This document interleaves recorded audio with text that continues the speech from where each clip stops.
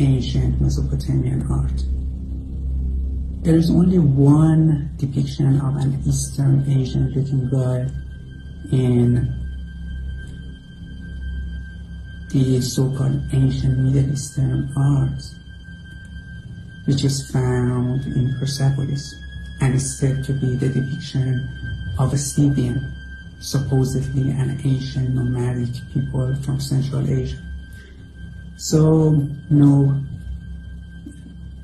according to the ancient Middle Eastern arts, the ancient indigenous inhabitants of the Middle East were all black, specifically Negroid.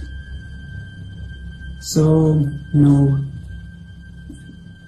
according to the ancient Middle Eastern arts, the ancient indigenous inhabitants of the Middle East were all black, specifically Negroid.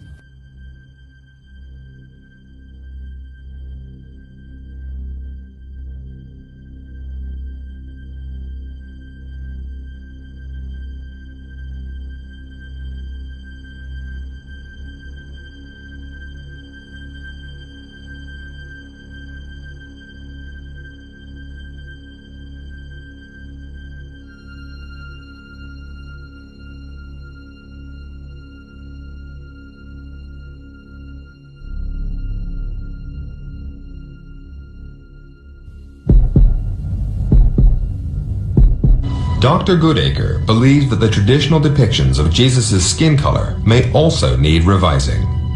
Firstly, most historians would assume that in Jesus' part of the world, people would be darker skinned. In addition, Dr. Goodacre has now found supporting evidence in the Gospels themselves.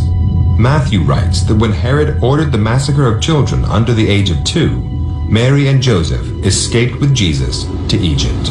Now, it's very unlikely that Jesus would have been able to be hidden in Egypt if he had a very different colour skin from the people that were in Egypt.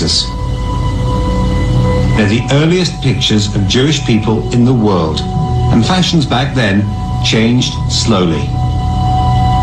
The kind of hairstyle that you get, it's short, it's curly, it's, if you like, afro in style, and this seems to be almost uniform in the way that Jesus is depicted there. It's unlikely that Jesus' skin tones were white in the traditional, as you get it in much of the traditional art, as you get it in Hollywood Jesus's. It's more likely he had darker skin tones, and he's much more likely to have looked something like this.